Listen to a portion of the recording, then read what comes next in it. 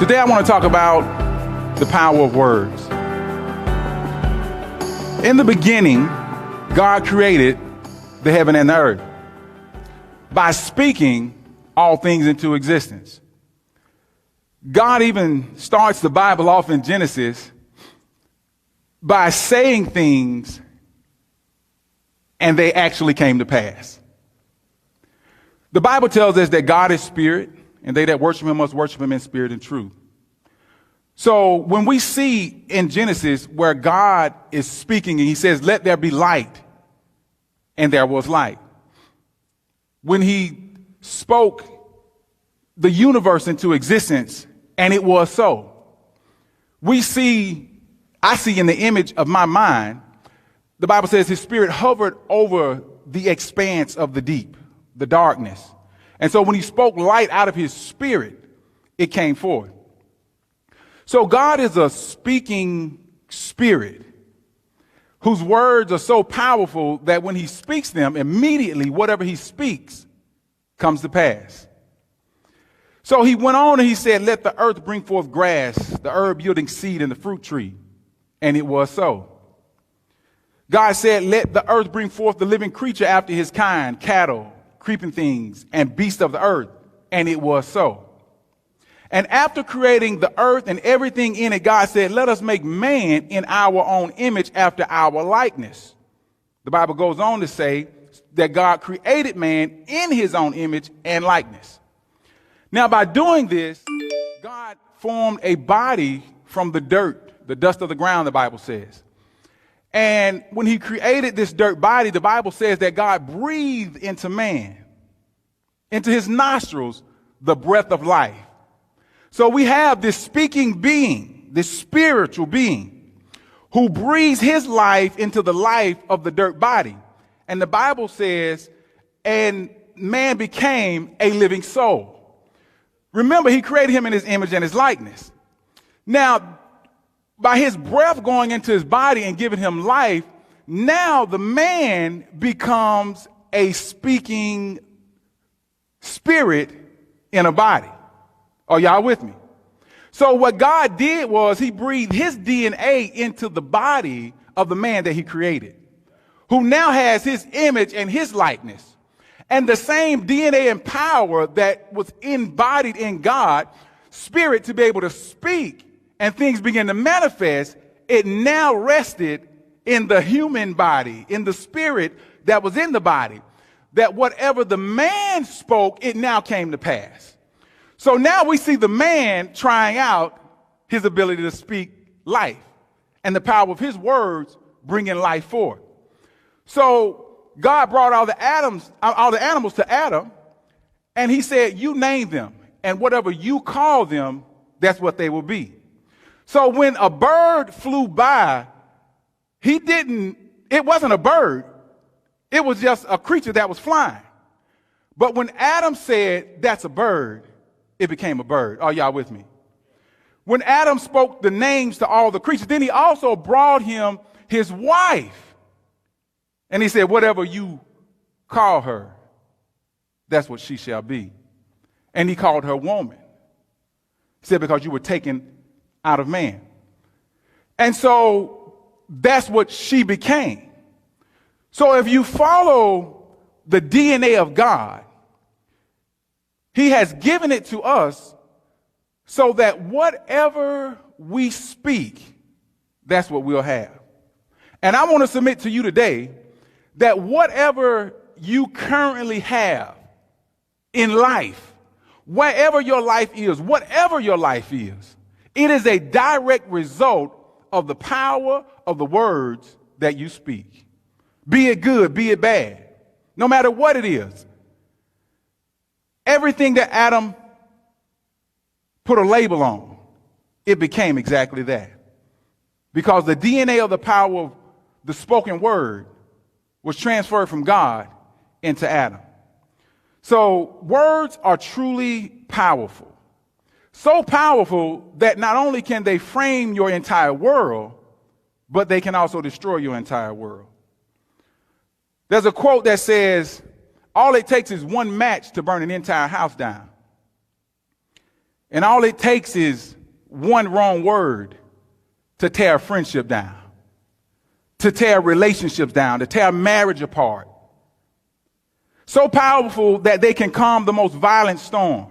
So powerful that they can reach down into a person's soul and evoke the strongest of emotions. Are y'all with me? We witnessed this recently on the 2022 Academy Awards show, where comedian Chris Rock attempted to make a joke about Will Smith's wife, Jada Pinkett Smith.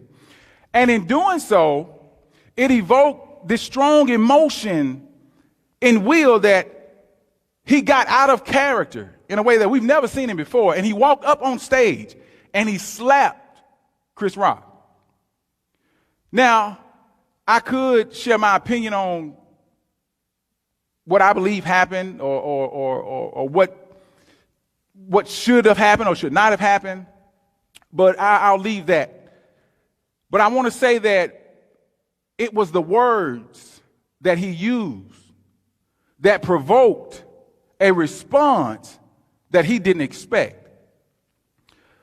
But it's the words that he used that were hurtful, they were harmful.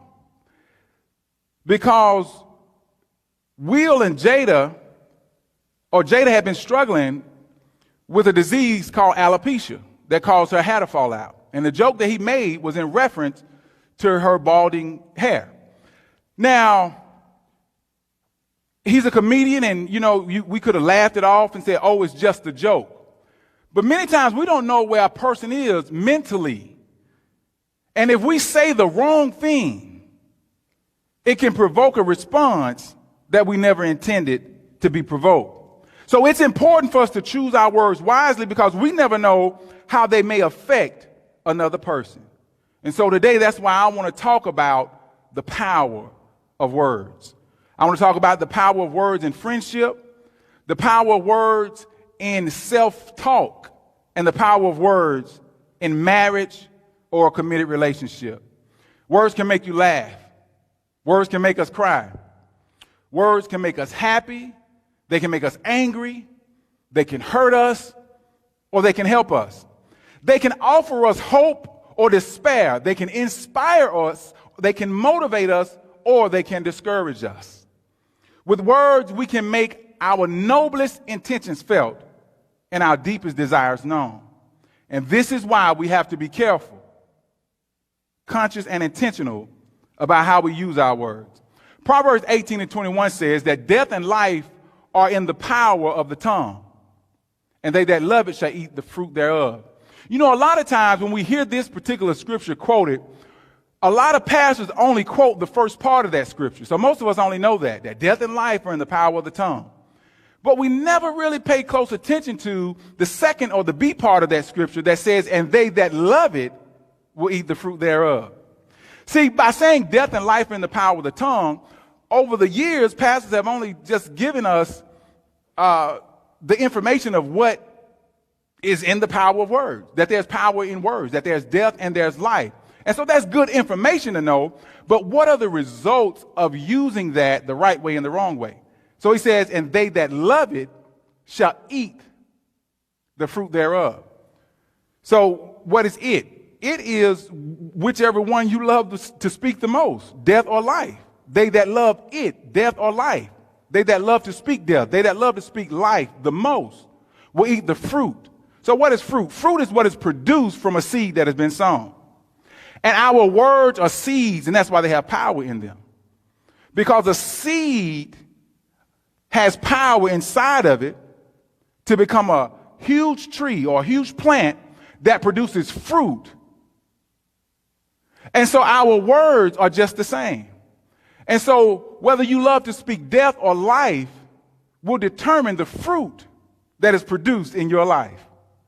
So if you speak death, then death is what's going to be produced in your life. If you speak life, then you are going to cause things to come alive in your life, in your relationships, in your finances, in whatever it is that God has called you to do. Now, because the power of death and life are in words or in our tongue, we have to be conscious and intentional about how we use them. Psalm 64, verse 3 says, cruel words are like deadly arrows. Now, I don't know about you, but arrows have the power to kill. They have the power to hurt, the power to harm, if they hit you in the right spot.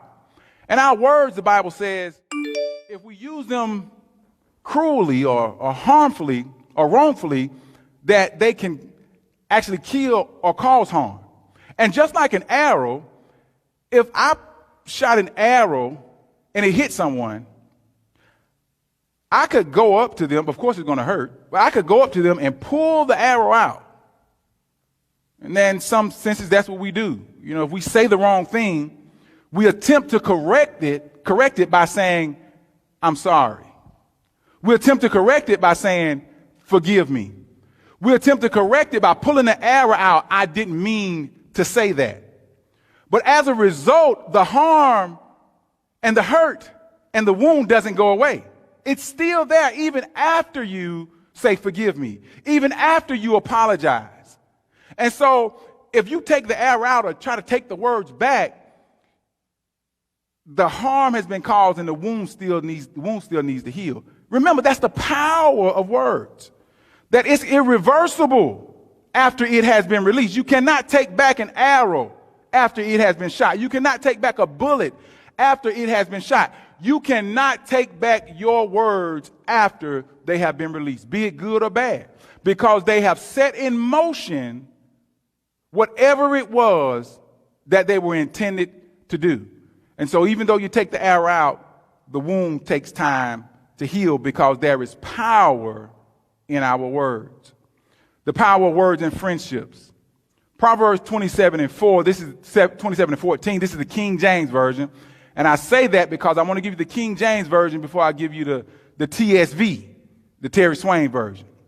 So the King James Version says, he who blesses his friend with a loud voice, rising early in the morning, it will be counted a curse to him.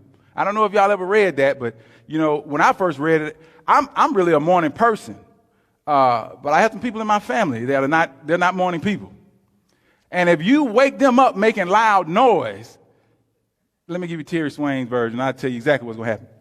He who wakes up his friend early in the morning and they are not a morning person, by talking loud and making noise, will probably get cursed out. But he's saying here, you got to know your friends.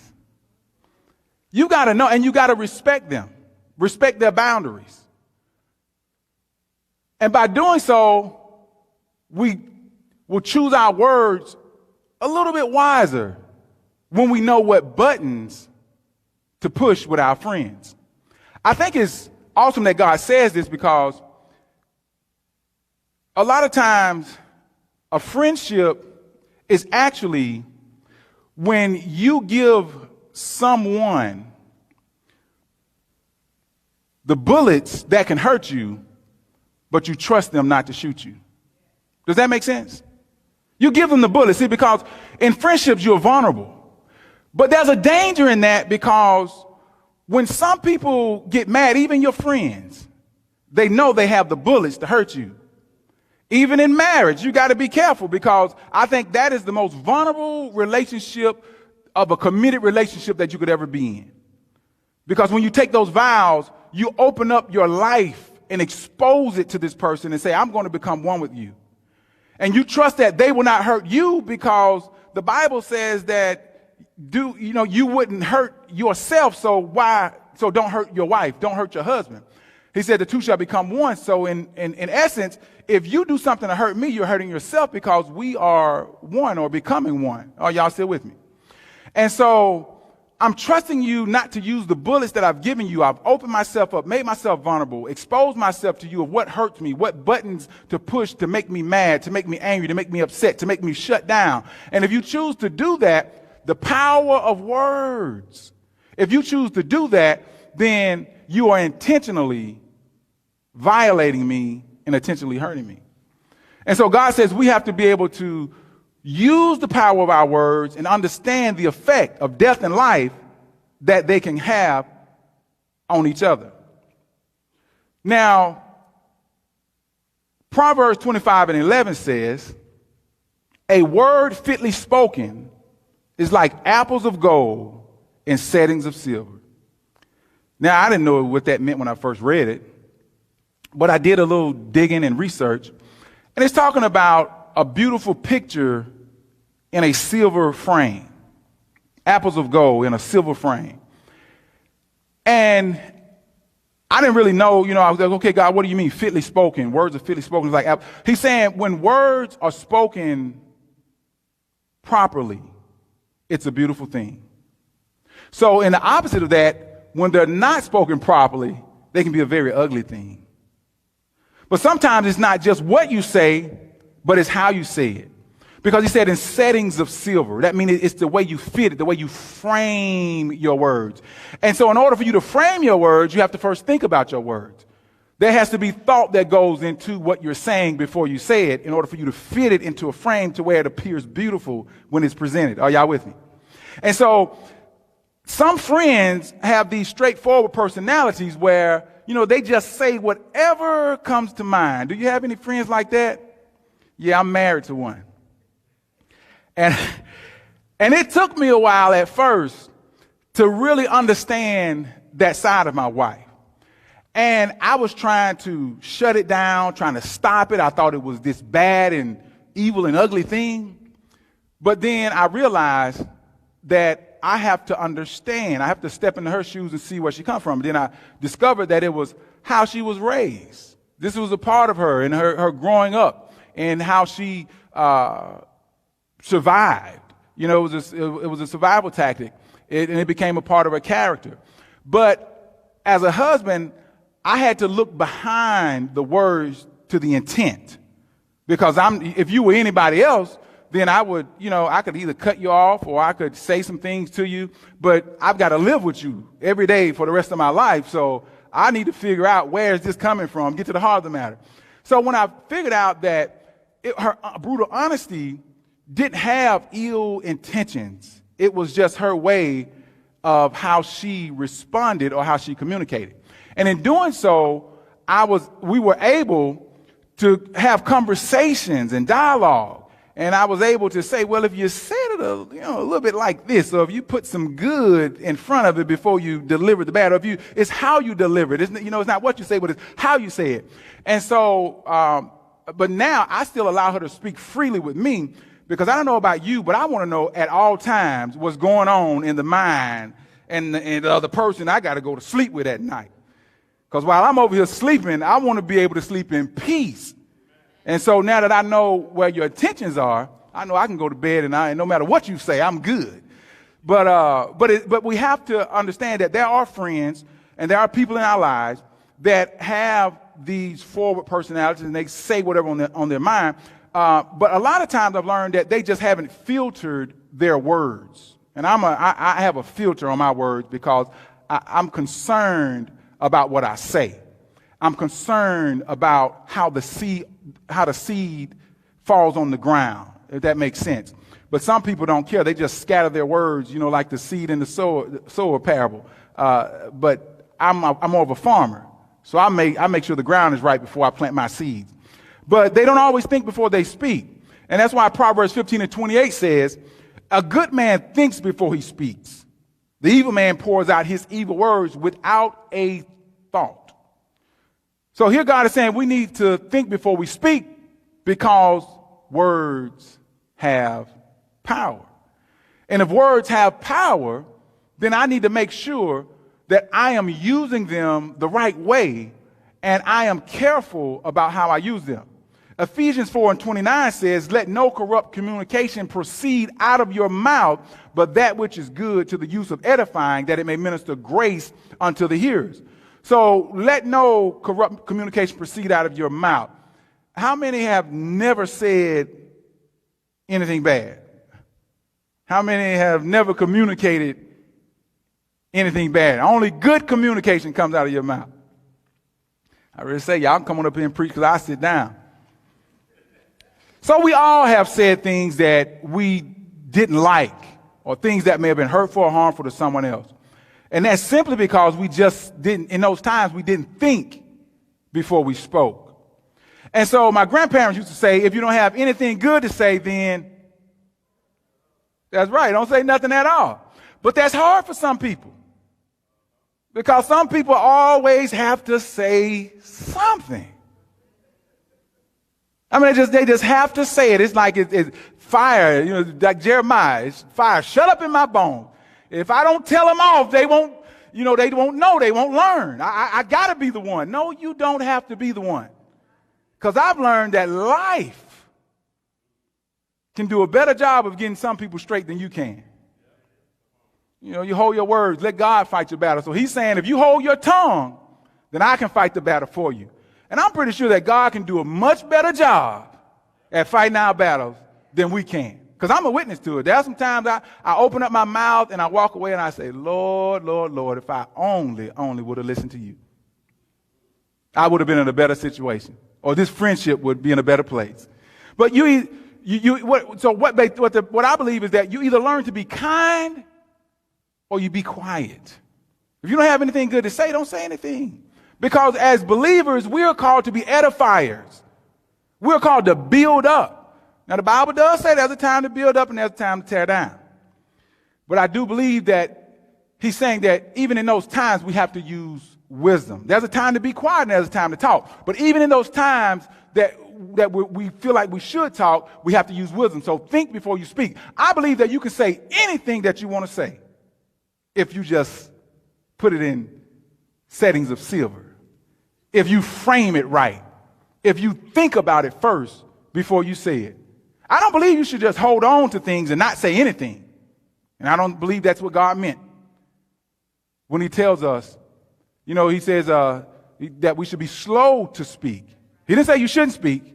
You should be able to communicate to anybody whatever it is that is on your mind, but it's how you say it, how you frame it.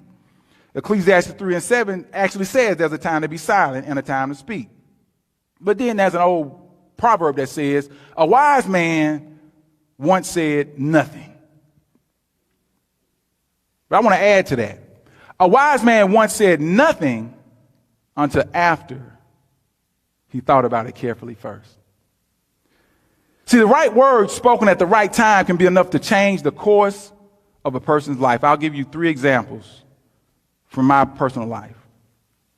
When I was growing up, my father, he actually passed away when I was in the 12th grade.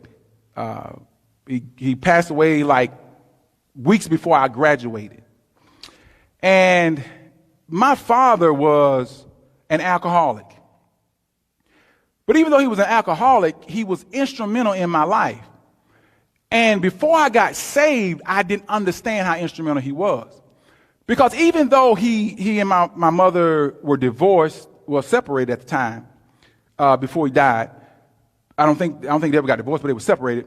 And he was always involved in our lives. He always came and picked us up. He'd take us places. He'd buy us things. He held conversations with us. And some of them were more the masculine, tough guy talk. He teaches us to be tough and all those things. But for some reason, somewhere, I don't know if it was just my mother or people that, that were talking because he was an alcoholic, I had this negative outlook on my father about his impression on my life. But when I got saved, God began to open up my spirit to be able to see into the things that my father actually did that were beneficial to me, even though other people thought they may have been negative. Because the fact that he was in my life was more than many kids could even say.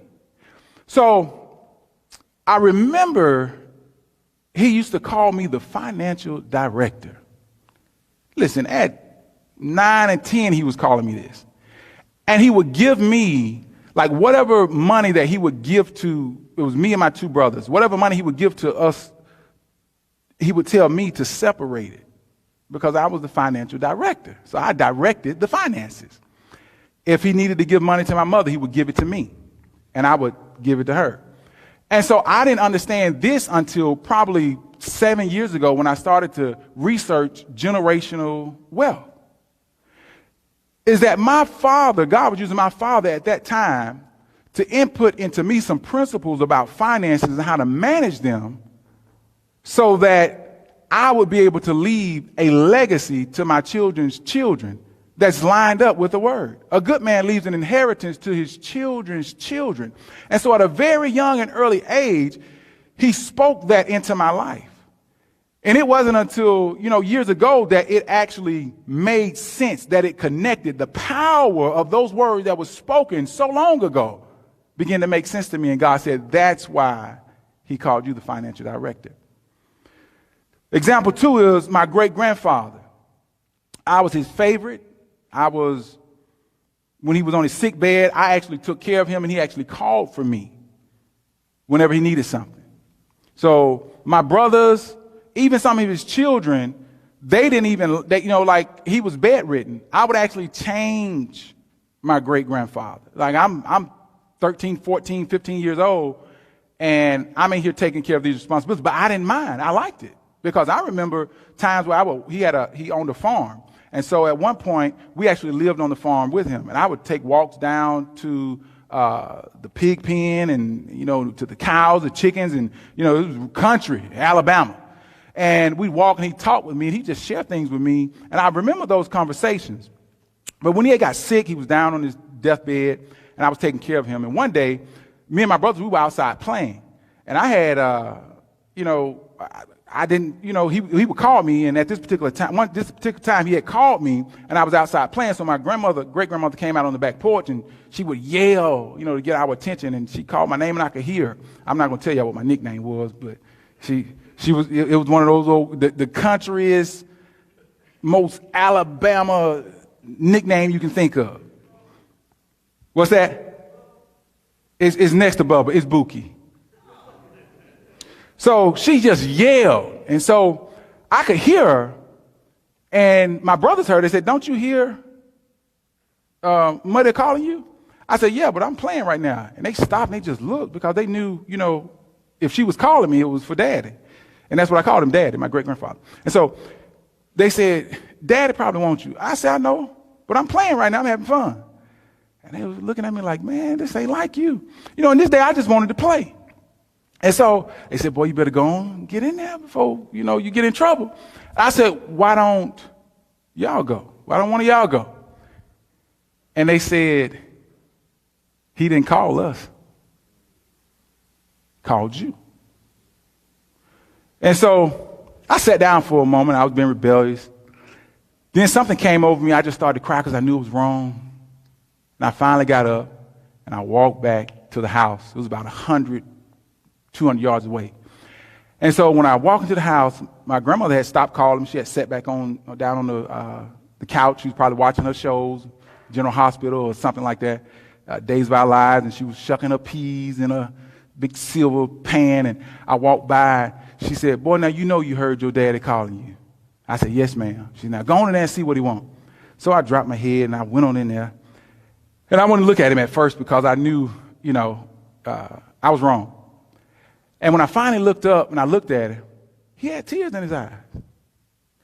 And I began to get emotional. And he said, his voice was shaking. He said, boy, didn't you hear me calling, your mama calling you? I said, yeah, but you don't ever call my brothers. He said, I don't call them because I know they won't come.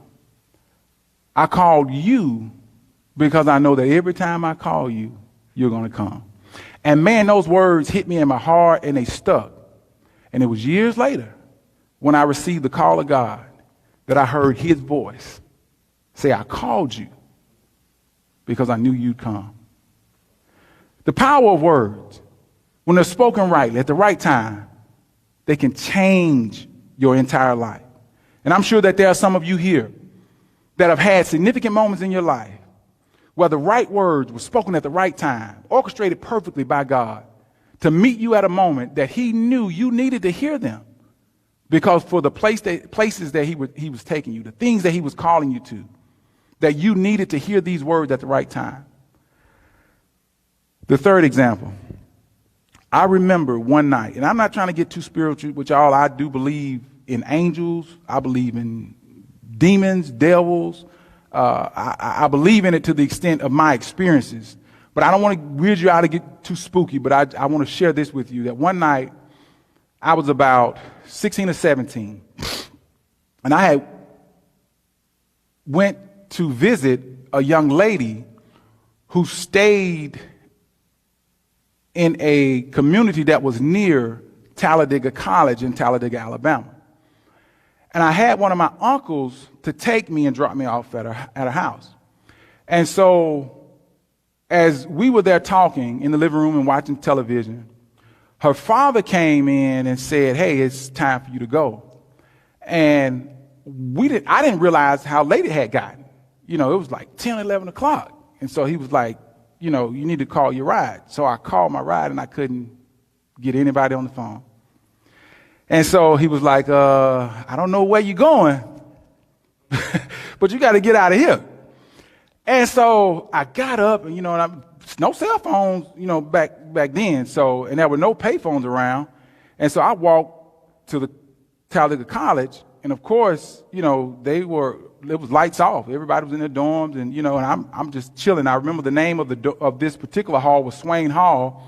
And, I went and I sat on the steps, and I just sat there. There was, some pole lights and stuff so I could see. And every now and then, it got into, like, I was sitting out there for like an hour. It was like 12 o'clock. But every now and then there were, cars that would come by on the main street passing through Talladega College. And as I sat there, I was just like, man, what am I going to do? I was thinking, I live too far to walk. And I'm just sitting there like, what am I going to do? And I just dropped my head. I'm just sitting there with my head down, my knees up, my arms on my knees. And then out of nowhere, this black man walked up. I didn't even hear his footsteps. And when he walked by, nobody should have even been out this time of night. I don't know where this guy came from or even where he was going or where he went. But he walked by, and as I'm sitting here, I feel like the presence of someone, and I look up, and he's right there. And he walks past me, and all he says was, "You're going to miss your blessing with your head held down." He walks past me, walks into the doors of Swain Hall, and it's dark, lights off in there. He walks in, and I'm not really weirded out by it, but what he said is, it's ministering to me. I'm like, okay, I don't know what he's really talking about, but I'm trying to make sense of it. So I stand up, and immediately when I stand up, lo and behold, I see this red Mustang driving by, and I'm looking, I'm like, hold on, that's my aunt. I take off, like running to get her attention, and I look back to like see where the guy went, and he's nowhere. And so I'm still looking back, and I flag her down, and she like, "What are you doing out here?" And I tell her the story, and she said, "Okay, I'll take you home." And I forgot what she had to come out and run some type of errand or do something for one of her kids. And but anyway, I went on home. But that stuck with me. And at this time, I wasn't saved. I wasn't really even thinking about God. I'm living my life. I'm young and just have not made any type of covenant with God. But that stuck with me. So that every situation that I ever found myself in, and I even felt like I was in a point where it was either physically just holding my head down, or how you get just spiritually and mentally, like, you just feel like, I don't know how this is going to work out. I would always remember what that man or that angel that God spoke to me and said, that you will miss your blessing if you keep your head held down. That's why the Bible says, look to the hills from where all your help comes from. You've got to look up. We've got to look to God. But I'm just telling you that is the power of words. And those are just 3 experiences that I myself have experienced in my life about the power of words. And before I end, I want to just talk very briefly about the importance or the power of the words of self-talk. More important than the words that we tell others are the words that we tell ourselves. Because some words stay in your head long after you've spoken them to yourself. Pay close attention how you talk to yourself. Because every cell in your body is eavesdropping on your thoughts. Because it's waiting for you to send a signal and the vibrations for it to respond to. And if you're thinking negative, then guess what? You're going to respond negative. If you're thinking positive, then you're going to respond positive. Your entire being is controlled by your thoughts, because thoughts produce words. Thoughts produce actions. And so whatever is ignited from that thought that you're thinking, you may not even say it out loud, but you've said the words internally that I'm not good enough. I'm not worthy. I can't do it. It'll never happen for me. And as long as you're thinking like that, that's exactly what's going to happen. Job 3:25 says this: "For the thing which I greatly feared is come upon me, and that which I was afraid of is come unto me." So he's basically saying the thing that I thought of. Fear is the thought or belief that someone or something is dangerous, painful, or threatening. So he said the thing that I feared has come upon me. That fear was in his mind. It was in his thoughts. And because he was fearful of it, it came upon him. Because he was afraid, it came unto him. And so because Job thought to himself that something bad was going to happen to him, guess what? It happened. And if you think that something bad is going to happen to you, guess what? It's going to happen.